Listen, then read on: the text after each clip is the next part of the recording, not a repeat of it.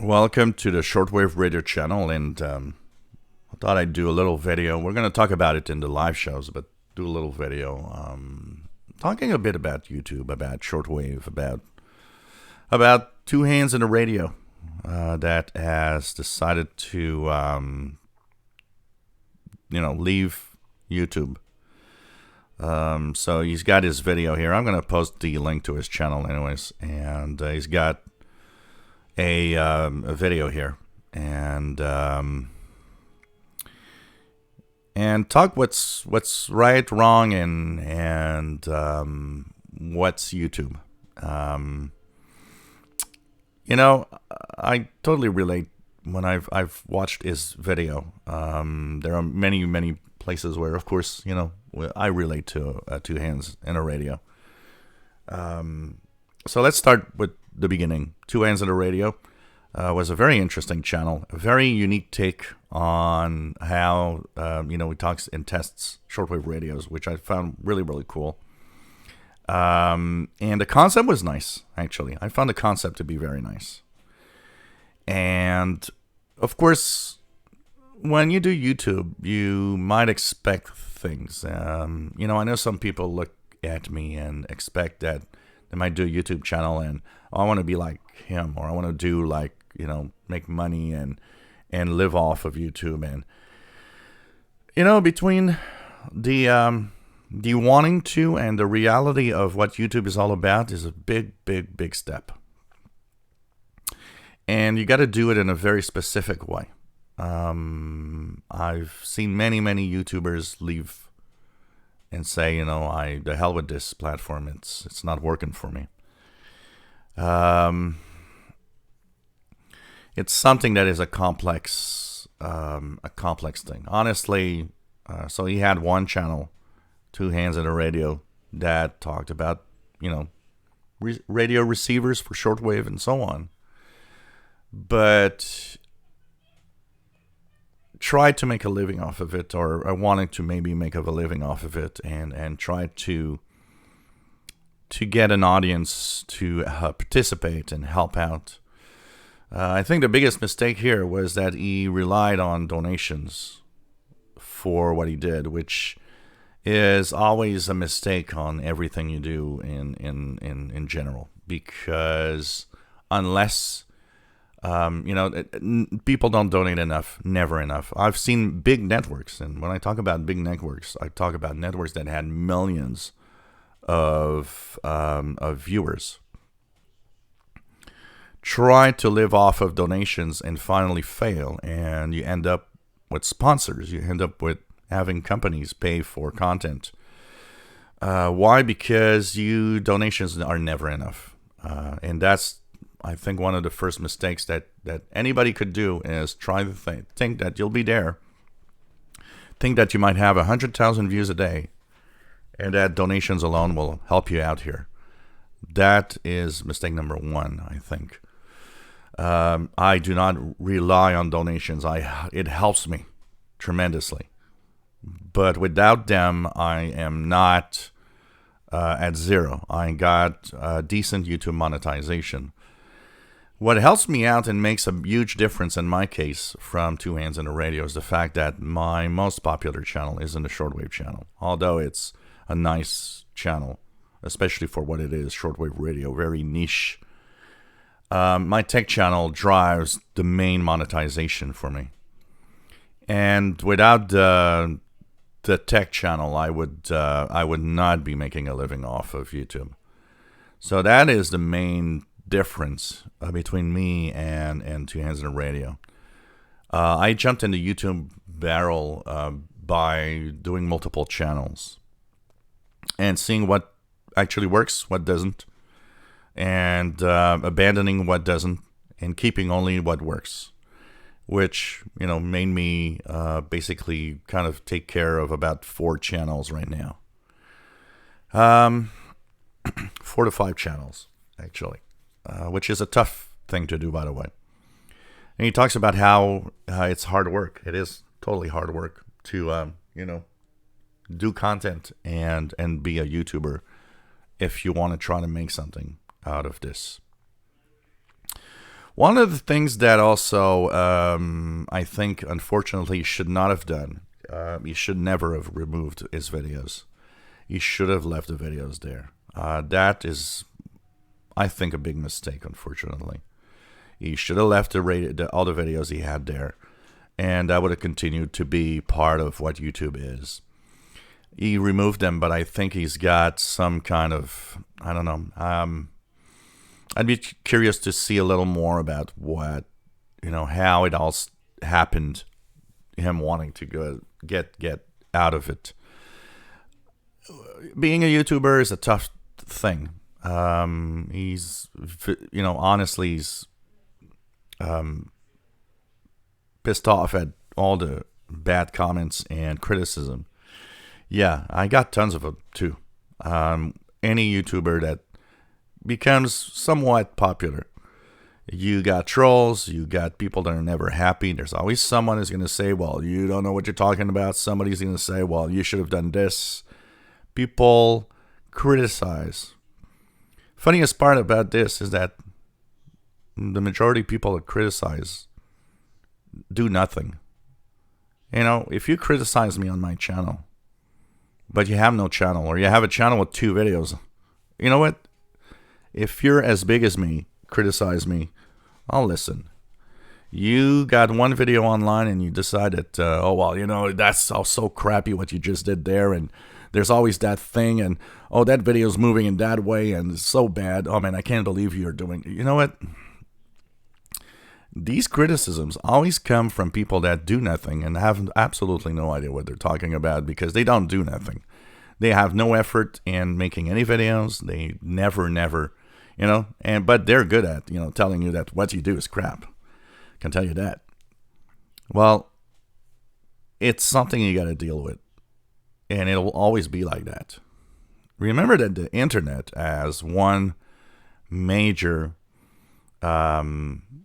point that helps trolls is that you're behind a screen and not face to face with that person, and that gives them tremendous power, because now they're cowards.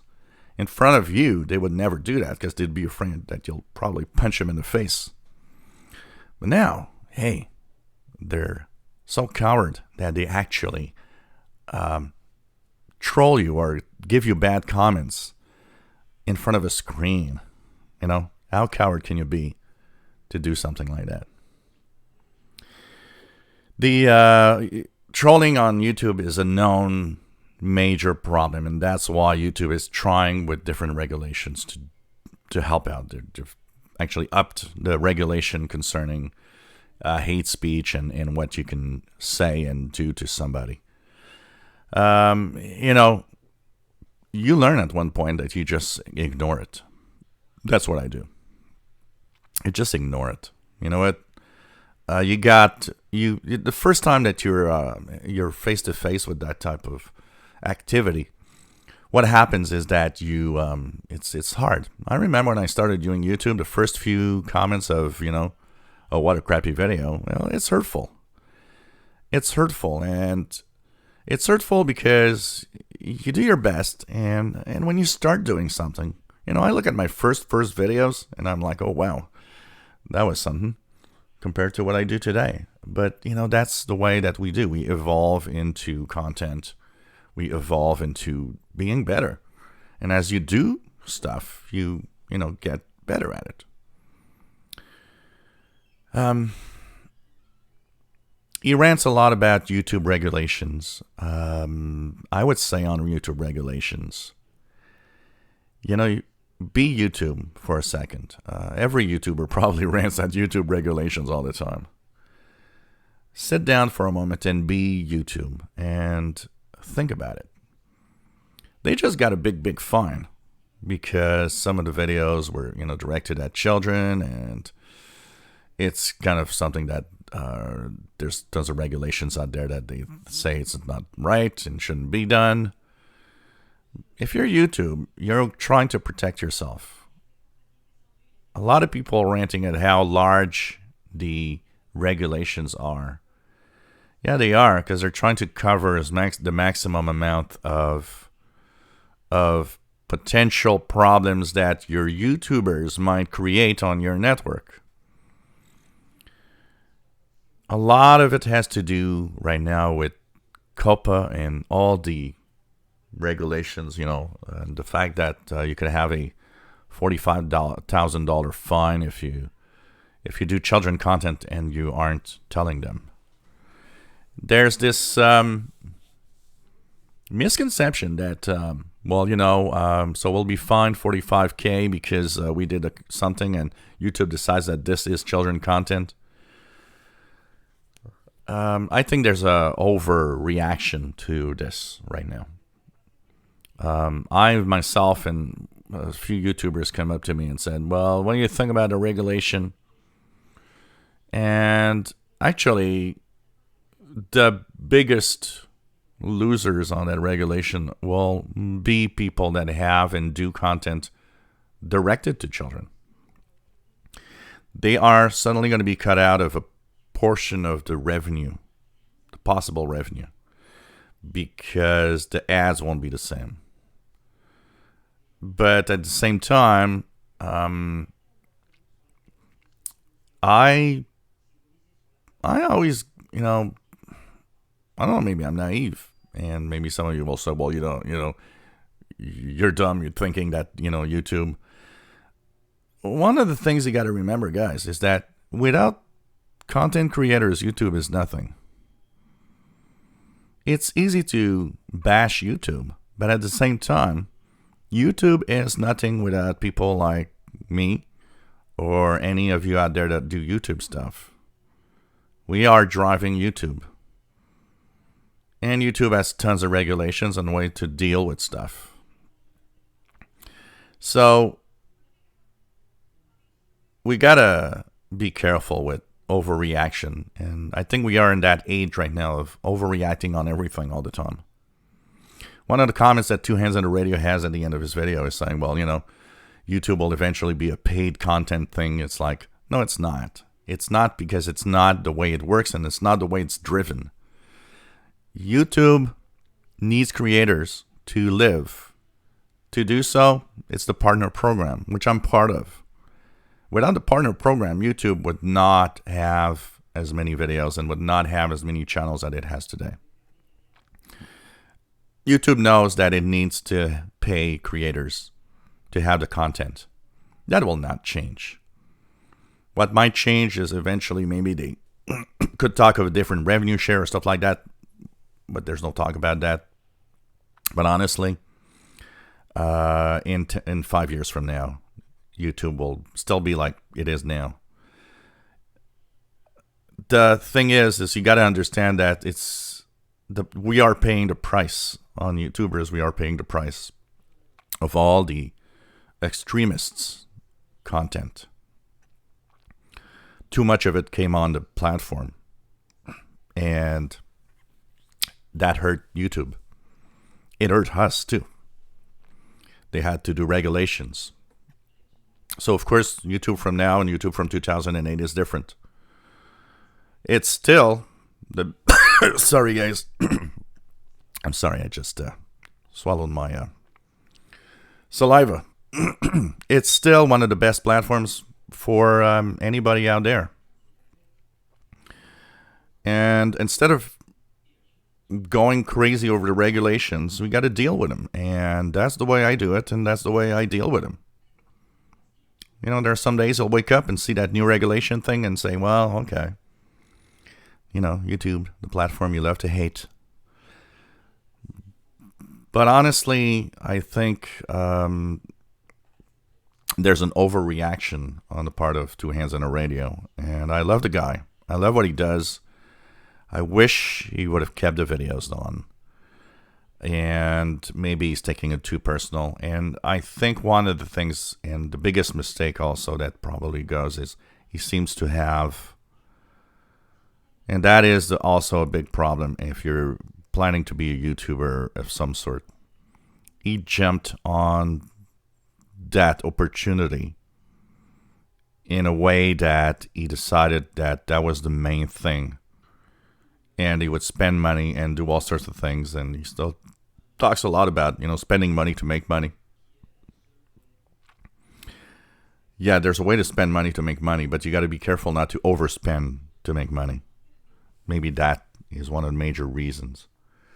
One of the problems also I think that he's gone into is the fact that he has closed himself. You know, he does a few comments. I don't know if they're directed to me or anything else, but which is okay. I mean, I got my thing, you know, and that's it. One of them is how he, just wants to talk about new, inexpensive radios. And he closed himself in a very, very small thing where he actually does say, I can't find any cheap radios anymore. And that's because the content is closed down too much. You need to do a little more. You know, I am looking at the large side of shortwave. I talk about radio and antennas, but I also talk about websites that are useful, other YouTube channels, my own comments. There's, my YouTube channel is part of my kind of my logbook, if you want. I will post some of the things I listen to. Not everybody agrees as to how large I'm actually, going there. But honestly, it's, if I would just wind down and be in a very, very niche and very, very specific item of shortwave, it wouldn't work. I wouldn't be able to do as much, And I think that's the biggest problem. Two Hands on the Radio tried to do something that was cool, but that was too closed down, probably. And I will just say one last thing at the end of this video, because I hear that all the time. He has one comment about, doing content for, getting ads and money. All I got to say is that as long as the content is interesting and people are interested, I will add, and I always say, there's absolutely nothing bad about making money on YouTube or with content. That's life. We got to live off money. I mean, that's the way we do. It's unfortunate, but society has decided money was the thing driving our lives, because it is. So I have no problem with that. And one of the biggest things that he said that I think it's totally true. When you make content, make sure that you're having fun. You want to start a YouTube channel? Be warned. Trolls are out there. People will bash your comments. People will say you're a jerk. People will tell you, well, I bought that thing because of you, and it doesn't work here. Well, it works for me. And you know what? I'm not the only one. There's Paul Tarot, a tech journalist that I follow, and he was talking exactly about that about a couple of weeks back. Saying, well, I bought that laptop because you said it was good. Well, it's a piece of crap. And he says, once you actually go out there and say, this is good, somebody somewhere will come back to you and say, well, I bought it because of you and it's crap. Yeah. It's part of it. Two Hands on the Radio says, I get these videos, these comments all the time of what radio should I buy. Well, you are testing out tons of radios. You got to expect people to come up to you and say, well, if I want to have something, what should I buy? Because you become that reference guy. How many times have people asked me that? What should I buy? You become a reference. You decided to be out there and do something, you become a reference, and it's part of the job. It's part of the things that you do. You can't expect people to listen and understand stuff like you'd like. That's also a mistake. But if you do try, if you do start a new channel, be aware of the bad sides, the trolls, the bad comments, people that are going to just say, well, that was a crappy video. Who cares? Totally ignore that. have fun. Obviously, Two Hands on the Radio lost that side, having fun. Have fun is the first thing to do a YouTube channel, okay? Just have fun. It's a tough thing out there. It's a tough world, and it's even tougher online. Lots of bullying, and that will be part of online presence. As soon as you start a YouTube channel, you are a public figure. I'm a public figure now. I totally embrace it and understand it. And that also comes with a bad side. You know, it's cool. There's a very cool side to it. If it wouldn't be cool, I wouldn't be here. But there's a bad side that goes with it, and that is that you will be followed by trolls. You will be, you'll have tons of hurtful comments of all sorts. It's also part of being a public figure and doing stuff. But be proud of what you do, because you know what? They're just idiots on the internet. You are doing something great by having a YouTube channel and posting videos. I'll say one last thing here, and this is directed directly to Two Hands in the Radio. If you still have those videos, put them back online. And I want to wish you all the best in whatever in life you're going to have, and whatever in life is going to bring to you. You did something great here. Unfortunately, there are a few things that you might have done that, could have been different. And I'm not here to either criticize or to analyze anything of what you did. What you did was what you did. Like what I do is what I do. But I want to wish you all the best, man. I want to tell you that what you had was cool.